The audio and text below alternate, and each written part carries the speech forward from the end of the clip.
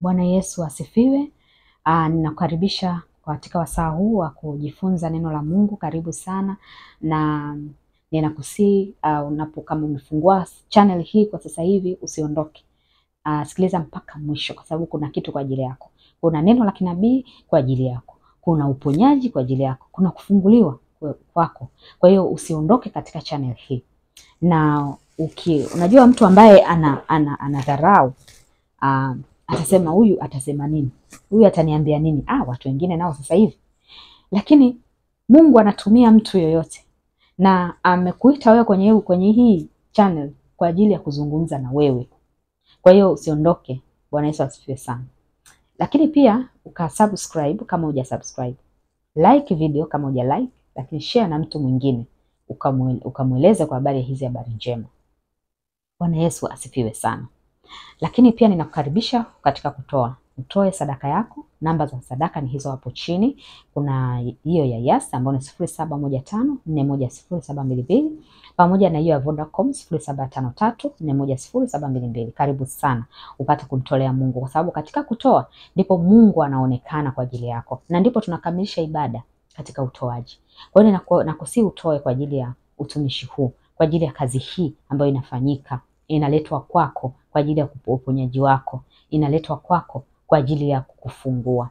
Na sadaka ni jambo la muhimu sana katika ibada, ni jambo la muhimu sana kwa Mungu. Ni la muhimu sana kwa Mungu. Sadaka hazijaishia Agano la Kale, kwamba sadaka ziliishia Agano la Kale. Sadaka ziliendelea mpaka Agano Jipya, kwa maana Mungu yeye ni mtoaji. Kwa hiyo na sisi tabia yetu inatakiwa kuwa utoaji. Bwana Yesu asifiwe sana. Tunaona hata Kristo alipokuwa amefufuka na baadaye alipopaa, wanafunzi walipoanza kufanya kazi walihitaji sadaka, na kulikuwa na sadaka ambazo zilikuwa zinatolewa kwa ajili ya kuwasafirisha wao wale chakula huko wanakoenda kupeleka Injili. Lakini walikuwa wakipanda makanisa. Kwa hiyo kwenye yale makanisa kuna masaidiano, kuna wajane, kuna yatima, kuna mambo mengi ya wahitaji ambao walikuwa wanahitaji kufanya changizo na kwa ajili ya kuwasaidia hao. Kwa hiyo sadaka zinahitajika kwa ajili ya Injili pia. Kwa hiyo sadaka sio kwamba unachukua unazirusha mbinguni. Sadaka unatoa kwa sababu Mungu anatafuta moyo wako. Watu wanaoenda kutoa sadaka kwa mashetani, shetani anatafuta moyo wake tu. Kwa hiyo na wewe Mungu anatafuta ule moyo wako na ile connection. Kwa hiyo unajiconnect na Mungu kwa kutumia sadaka yako. Bwana Yesu asifiwe sana. Leo tunaenda kujifunza somo jipya ambalo linasema taraja linapochelewa. Bwana Yesu asifiwe sana. Usiondoke kwenye channel mpaka mwisho wa hili somo. Jina la Bwana Yesu libarikiwe. Baba, katika jina la Yesu ninakuruhusu Roho Mtakatifu sema na sisi sahihi kwa jina la Yesu Kristo. Kila distraction ninazifunga kwa mamlaka ya jina la Yesu Kristo. Kila kinachozuia namna yoyote ile ya usikiaji na usikivu ninafunga kwa mamlaka ya jina la Yesu. Karibu Roho Mtakatifu useme na sisi. Amen. Taraja linapochelewa. Unajua sisi wanadamu tuna matarajio mengi. Kuna mambo mengi ambayo tunatarajia katika maisha yetu. Na unakuwa labda wewe ni mwanafunzi unatarajia utafaulu, si ndio? Sidhani kama kuna mwanafunzi ambaye tarajio lake ni kufeli. Hamna. Kila mwanafunzi anatarajia nitafanya mtihani nitafaulu, alafu pia nitamaliza nitagraduate. Na hiyo ndio furaha ya kila mwanafunzi na mzazi, kwamba umegraduate salama. Bwana Yesu asifiwe sana. Umeolewa, unasema tarajio lako ninataka nipate mtoto. Hilo ndio tarajio lako, si ndio? Unapokuwa una kazi unatarajia kwamba utapanda. Yaani sio kwamba utakaa stagnant katika sehemu moja. Utapanda kama ni cheo, kama ni mshahara, lakini utatoka, utapanda, utagrow. Kama ni kupewa safari za kazi zinakufanya unasababisha ufanye nini? Ukue. Kwa hiyo hicho ndio tarajia lako. Kuna mambo mengi umetaraja. Umelima unatarajia utavuna magunia 100. Hakuna anayelima ategemee kuvuna kisado kimoja au kuvuna ndoo moja. Hakuna, bali kunakuwa na taraja. Kwa hiyo kuna taraja, kila mtu anakuwa na taraja lake. Lakini sasa hilo taraja lako wewe unatarajia kwamba litatokea ndani ya wiki moja, mwezi mmoja. Lakini sasa linapokuwa limechelewa, nini kinatokea? Tukiangalia kwenye ile Mithali 13:12, neno la Mungu linasema kilichotarajiwa kikikawia kuja moyo huugua. Kwa hiyo moyo unaugua pale ambapo kile ulichokitarajia kinafanya nini? Kinachelewa. Moyo wako unaugua. Bwana Yesu asifiwe sana. Karibu Roho Mtakatifu unipe direction kwa ajili ya hili neno. Amen. Moyo wako unaugua kwa sababu ya lile taraja. Kwa hiyo hutakiwi kuruhusu sasa moyo wako ugue. Kwa nini? Moyo wako unapougua, moyo ni nafsi. Kwa hiyo nafsi ni wewe, imebeba uhalisia wako, hisia zako, yani ni mtu. Nafsi ni mtu, imebeba hisia, imebeba matarajio, imebeba kila kitu. Akili, ufahamu, mawazo, yote viko katika nafsi. Kwa hiyo moyo wako ule, nafsi inapoinama, nafsi inapougua, unakuwa umefungua mlango kwa ajili ya adui kuku attack. Kwa hiyo unafungua ule mlango. Nafsi yako inapokuwa imeinama, nafsi yako inapokuwa imeugua, unakuwa umeweka mlango kwa ajili ya magonjwa. Magonjwa lazima kupate unapokuwa na moyo uliougua. Na magonjwa yanaondoka ukiwa na moyo uliochangamka, moyo ulioridhika. Magonjwa yanakaa mbali na wewe. Lakini magonjwa yatakuja kwako, utafungua mlango wa magonjwa kwa sababu ya moyo ulioinama. Bwana Yesu asifiwe sana. Utafungua mlango wa magonjwa kwa sababu ya majonzi ulionayo. Una majonzi ya miaka 10. Lazima upate magonjwa. Ukiona kuna zinakuja kumbukumbu kwa ajili ya majonzi fulani, msiba fulani, usi-entertain. Ondoa. Yaani ukishaona mtu fulani kapost kwenye status rest in peace dad wa miaka wa 20 years ago, na wewe una post, lazima hiyo hayo majonzi, labda una post tu lakini huna majonzi yote. Lakini kama una majonzi, hayo majonzi yafanye nini?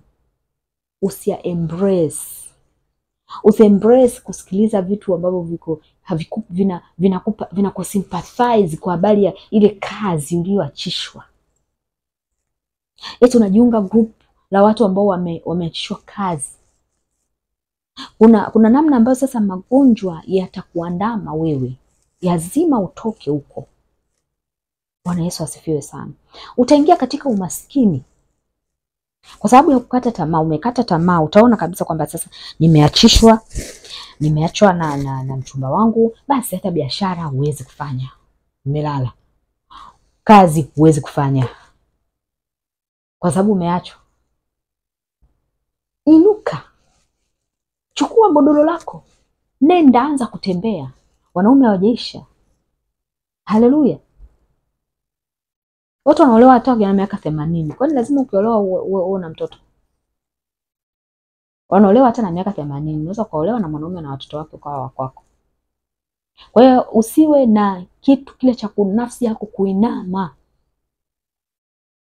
Ule unaukaribisha umaskini kwa sababu utasema, utakata tamaa, utasema mimi sifanyi tena, mimi siombi tena, mimi sifanyi hivi tena. Ule umaskini unakupata kwa ghafla. Kwa sababu ya wewe kuruhusu nafsi yako kuinama. Hutaisikia sauti ya Mungu kwa sababu ya moyo wako kuinama. Tukiangalia kwenye ile Kutoka 6:9 tunaona wana wa Israeli hawakuweza kumsikia Mungu kupitia Musa kwa sababu ya mioyo yao ilikuwa imeinama, mioyo yao ilikuwa imekata tamaa. Nafsi zao zilikuwa tayari zimeshakata tamaa. Kwa hiyo hawakuweza kuisikia wala hawakuruhusu. Sasa kutoweza manake ni kwamba huruhusu kuisikia sauti ya Mungu. Yaani ukiona mahubiri unafuta. Maana huruhusu kuisikia tena sauti ya Mungu. Unataka kufungua Biblia unafunga. Huruhusu tena kuisikia sauti ya Mungu. Mtu akija akataka kuzungumza na wewe kwa habari ya neema ya neno la Mungu, mtu akitaka kuzungumza na wewe kwa habari ni unabii, unataka mtu akusema utaki kusikiliza kwa sababu umeshakata tamaa, wameshakudanganya sana manabii. Ulikuwa unaenda kwa nabii wa uongo. Yaani typically manabii wa uongo. Kwa hiyo haimaanishi kwamba dunia hii haina manabii tena. Kwa sababu ya manabii wawili wa uongo yoenda kuwaona wakakudanganya. Haimaanishi kwamba hakuna manabii wa uongo.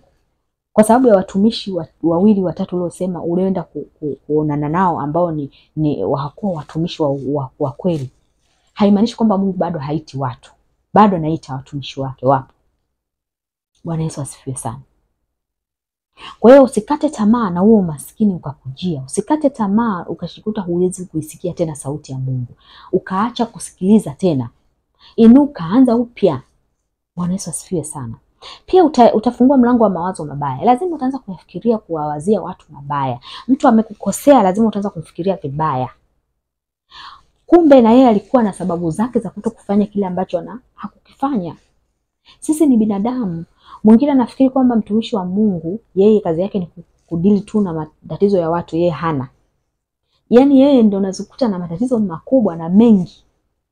Kwa sababu lazima apite, ajue njia hiyo yaliyopita kuna nini? Kuna mbwa, kuna simba, kuna nyoka, kuna nini? Hiyo njia ina nini? Kwa hiyo anapita kwanza ku clear the way ili wewe upite. Wewe usifikiri kwamba huyo yeye hana matatizo, hana magumu, anayo. Kwa hiyo yawezekana kulikuwa na mtumishi wa Mungu amekuvunja moyo, akasema aniombea, lakini hakukuombea. Hakukuombea kwa sababu yawezekana alikuwa anaumwa. Kwa sababu kwamba wewe unafikiri kwamba ukiwa na nabii huwa haumwi kichwa, hapati homa. Anapata. Kwa sasa na yeye hakuweza kufanya kile ambacho anatakiwa kukifanya kwa sababu alikuwa na yeye katika hali ngumu. Kwa hiyo hasingeweza kufanya, hawezi kukuambia wewe personal issues za ndoa yake. Kukuambia na mimi ndoa yangu inapita hivi, ndio maana nilishindwa kupata nafasi ya kufanya hivi. Uko na mtu wa mfanyabiashara ambaye alikuwa ni mentor wako, au ni mtu ambaye alikuwa anatakiwa kukupa mtaji, kwamba kuna sehemu utakao kupata mtaji, akakwambia acha usiende kupata huo mtaji, mimi kuna mtaji huu hapa nakupa, karibu unatoka. Ikatokea bahati mbaya akapata shida, akapata matatizo ambayo sasa ile hela haiwezi tena kutoka kuja kwako. Wewe huyajui hayo matatizo wala hakutaka kukueleza. Wewe tu unachokijua ni kwamba hakunipa mtaji, amenisababishia nimekosa mtaji mkubwa. Sasa ukiinama hivyo na kuanza kuyaweka hayo ndani yako, utaharibu kila kitu. Utafungua mlango kwa adui, na shetani akiingia kwenye nafsi yako, kazi yake yeye ni kuua, kuharibu na kuangamiza. Hana kazi zingine.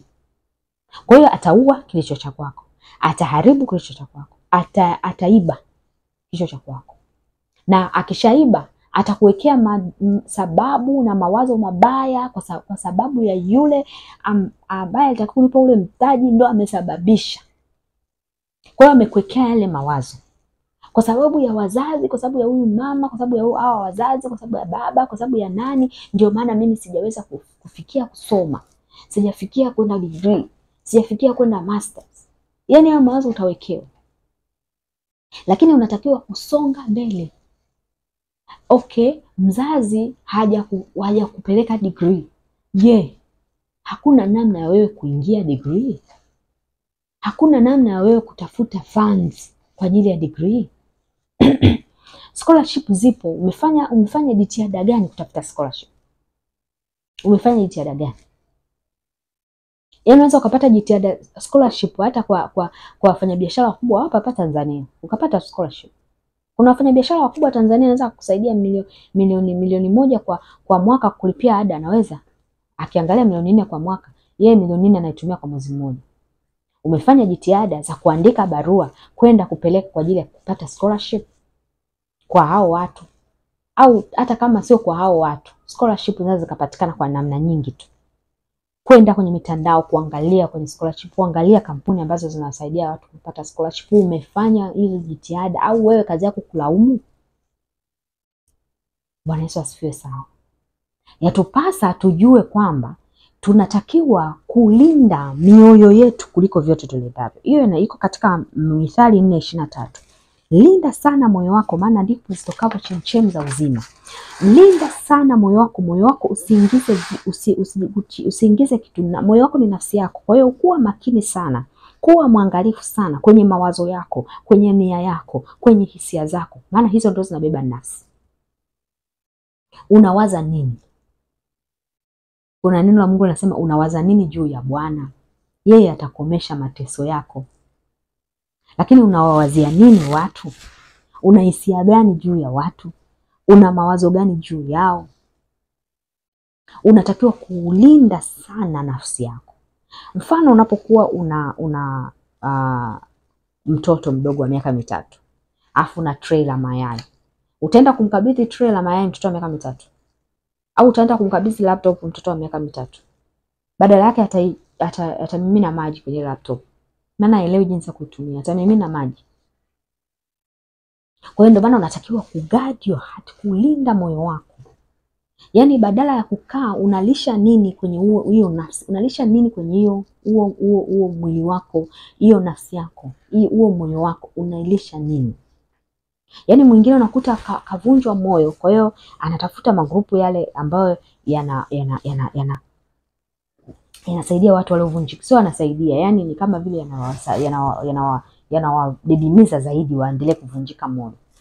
Kwa hiyo anafungua grupu limeandikwa Broken Heart Girls. Na yeye ndo anaingia huko kwenye Broken Heart Girls. Wameachwa na mume wake, basi ndio ana associate na wachika. Eti na associate na wenzangu bwana. Mimi nikianza ku associate na watu ambao ndio wazao nzuri, wanaanza kuongelea jinsi waume zao wanavyowapenda. Yaani wewe ndio unataka kujiunga na hilo sasa. Ili ujue wenzio wanafanya nini, kwa sababu pengine wewe ndio mwenye kosa. Ujue wenzio huko wanafanya nini?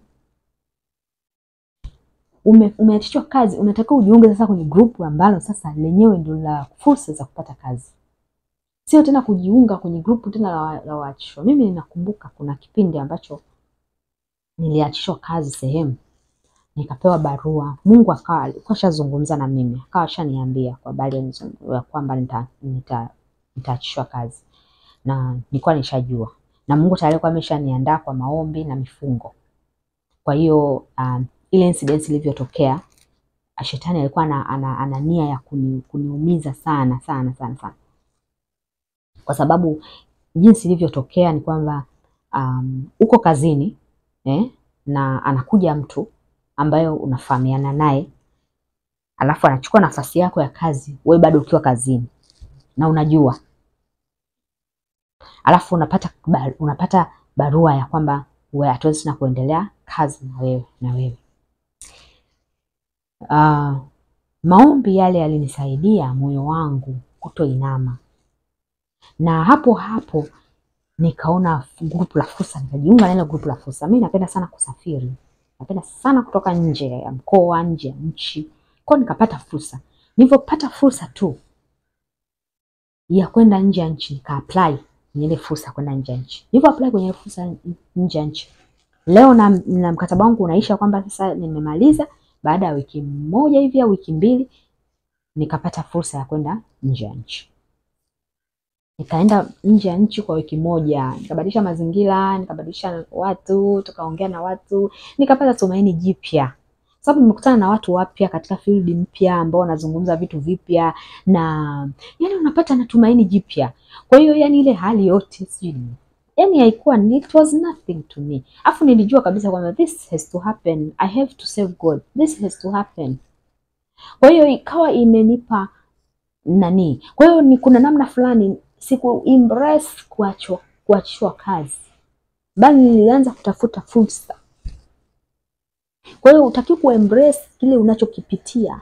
Umepitia majonzi ya kufiwa, utakiwa kuembrace kule kufiwa kwako ni ngumu, lakini utakiwa kuendelea kuembrace. Nataka kutafuta namna ya kutoka hapo. Endelea na maisha mengine, acha endelee. Endelea na biashara, endelea na kazi, watoto ulionao leo wanatakiwa kula. Endelea na issue zingine. Endelea kufanya, usiendelee kuembrace watu wanao. Yaani mtu amefiwa miaka 10 iliyopita bado anapewa pole. Hebu usikubali kuendelea kupewa pole. Kwa nini unapewa pole kwa msiba miaka 10 iliyopita? Usiendelee kuembrace kitu kama hicho.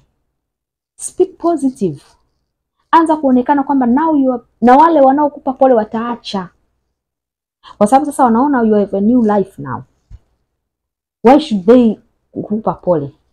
You have a new life now. Kwa hiyo unaachana hiyo, unaingia katika kitu kipya. Unaachana kusikiliza, kuilisha nafsi yako vitu ambavyo vinakukandamiza zaidi, au vitakuingiza zaidi katika mabaya, au vitakuendelea kukukatisha zaidi moyo kufanya kile ambacho unataka kufanya. Unataka kufanya project fulani. Badala ya kuendelea sasa na ile project, unaendelea kuvunjika moyo, kuvunjika moyo kwa bali ya ile project ambayo unataka kufanya. Ya kupasa ubebe godoro lako uende. Na leo ninakwambia jitwike godoro lako uende. Jitwike godoro lako uende, ndipo utakapopona. Chukua hatua ya imani, simama kwenye ile godoro, kunja, beba, nenda. Kwa nini unaendelea kulala hapo? Utaendelea kulala, utaendelea kuumwa. Ndipo Yesu alimwambia kwamba kwa mamlaka, kwa sababu Yesu alikuwa anaongea kwa mamlaka, maana yeye ni neno na ni muumbaji. Kwa hiyo alikuwa anaongea kwa mamlaka kwamba jitwike godoro lako uende. Maana tayari wewe umepona, usisubiri kuambiwa pona. Kwa hiyo anza sasa hivi, fanya kile ambacho unataka kufanya na unatakiwa kukifanya. Anza sasa. Jitwike godoro lako liende. Usisubiri watu wa kukutia moyo. Usisubiri watu wa kukuambia fanya, anza, nenda, chukua, Usisubiri kamati ikae ikusaidie. Anza, jitwike godoro lako, nenda. Fanya, anza hiyo project, anza hiyo biashara, anza hiyo huduma, anza huo utumishi, anza hicho unataka kufanya. Nenda kwenye hiyo kazi, nenda kwenye hiyo ndoa, ingia kwenye hiyo ndoa. Usisubiri watu wakupe mawazo. Kama umejithibitisha kwamba iko ni cha Mungu, fanya, nenda, ingia, tafuta. Bwana Yesu asifiwe. Jitwike godoro lako uende. Hakuna ambaye atakaa wapo watakao kusympathize na wewe. Yaani wa kusympathize wapo wengi sana kuliko wale ambao wanakusaidia wewe. Yaani watu wa kusympathize unapokuwa kwenye shida, unapokuwa kwenye matatizo ni wengi kuliko wale ambao watakusaidia unapoanza kuchukua hatua kwa bali ya jambo. Kwa hiyo unatakiwa kuchukua hatua. Usiendelee kukaa ukasympathize. Kwa hiyo jambo lako linapochelewa, kimbilia kulinda moyo wako ili moyo wako usiugue. Usiweze kuachia adui apate nafasi ndani ya moyo wako. Lisha nafsi yako neno. Lisha nafsi yako neno la Mungu. Lisha nafsi yako positivity, vitu ambavyo ni positive. Ndio ulisha nafsi yako. Usilisha nafsi yako vitu ambavyo ni negative. Bwana Yesu asifiwe. Usilisha nafsi yako vitu ambavyo vinaangamiza tena nafsi. Vinaondoa tena kile ambacho ulikuwa una taraja lako linaachia, taraja lako linaondoka tena. Kwa sababu sasa taraja ndio litaondoka tena moja kwa moja. Sababu adui atakuja taiba. Kile ulichokuwa unatarajia nacho anakiiba. Nacho anakiondoa. Bwana Yesu asifiwe. Kwa hiyo unatakiwa kushika, beba godoro lako nenda. Beba godoro lako nenda. Simama, anza upya, jitie nguvu. Usikubali moyo wako uiname. Usikubali kuendelea kukaa katika maumivu ya kuvunjwa moyo, ya kuachishwa kazi, ya kufiwa, maumivu ya kuumizwa, maumivu ya sijui fulani alinifanyia kitu gani mwaka 2000, yani miaka 10 iliyopita. Bado you still think about ile broken heart ya miaka 2000 iliyopita. Yani wewe bado unaendelea embrace. Utapiga hatua, utasonga mbele. Hebu songa mbele. Hebu anza sasa. Hebu jitwike godoro lako ende. Hebu anza sasa ile biashara ambayo ulikuwa umesema sasa umekata tamaa. Bwana Yesu asifiwe sana. Lakini unahitaji Roho Mtakatifu kwa sababu unahitaji subira. Subira ni tunda la Roho. Tunda maana yake mti unazaa. Kwa hiyo lazima kuwe kuna mti uzae. Kwa hiyo tunaiona subira kwa sababu Roho wa Mungu yuko ndani yako. Kama hakuna subira, kama hakuna Roho wa Mungu ndani yako, huwezi kuzaa tunda la subira. Kwa hiyo kama hakuna tunda la subira ndani yako, kwa habari ya taraja, unahitaji huyo Roho Mtakatifu ndani yako. Unahitaji kuendelea kuomba nguvu za Roho wa Mungu ndani yako. Ajae zaidi na zaidi na zaidi. Ili kuwe na tunda la subira kwa habari ya kile ambacho unakitarajia. Bwana Yesu asifiwe sana. Na mimi ninakuombea leo wewe ambaye, hebu weka moyo wako kwenye kifua. Wewe ambaye unataraja na unahitaji subira, katika jina la Yesu Kristo, Roho Mtakatifu ninaomba ukamjaze nguvu zako na uweza.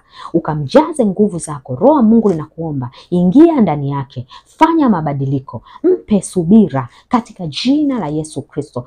Roho Mtakatifu, ingia ndani yake. Mjaze, maana anatamani nguvu zako. Mjaze nguvu za Roho wako. Mjaze nguvu zako Roho Mtakatifu. Mjaze nguvu za Roho wako Mtakatifu. Mjaze nguvu za Roho wako Mtakatifu. Kuweko na ndimi za moto moto, ndimi za moto juu yake, ndimi za morabashanda kazaya, rabo sanda kazaya manda, rabo shikataya manda, ria manda. Atoke katika hiyo situation ambayo anaiona ni ngumu, hiyo situation ambayo anaiona ni ngumu, hiyo situation ukampe direction. Roho Mtakatifu akapate direction kwa habari ya kile ambacho anakiamini, katika jina la Yesu Kristo wa Nazareti aliye hai. Ikiwa hujaokoka, nakukaribisha umpokee Kristo kwa Bwana na Mwokozi wa maisha yako. Na ikiwa hujaokoka, sema maneno haya, sema: Bwana Yesu, ninakuja mbele zako, mimi ni mwenye dhambi, ninatubu leo dhambi zangu zote nilizofanya, nikimaanisha kuziacha. Ninaomba unisaidie, Mungu wangu, ufute dhambi zangu kwa damu ya Yesu Kristo, kwa damu ya Yesu Kristo. Ninakiri kwamba Kristo alikuja kwa ajili yangu kunikomboa mimi na dhambi zangu, katika jina la Yesu Kristo wa Nazareti aliye hai. Ninaomba Bwana, ninakiri kwamba wewe ni mwana wa Mungu. Ninakushukuru kwa neno lako, ninakushukuru kwa neema yako. Nipe Roho yako Mtakatifu, dhambi sinishinde, majaribu yasinishinde. Amen. Hongera, umeokoka. Hongera, umempokea Kristo kwa Bwana na Mwokozi wa maisha yako. Unatakiwa kusoma neno la Mungu. Endelea kusikiliza mafundisho kwenye channel hii ya Christian Soul of the Spirit. Endelea kumtafuta Mungu, endelea kusoma neno, endelea kutafuta nguvu ya Mungu. Nguvu ya Mungu inatafutwa. Kwa hiyo endelea kutafuta nguvu ya Mungu kwa maombi, katika jina la Yesu, na Mungu atakubariki na Mungu atakuonekania. Shalom, shalom.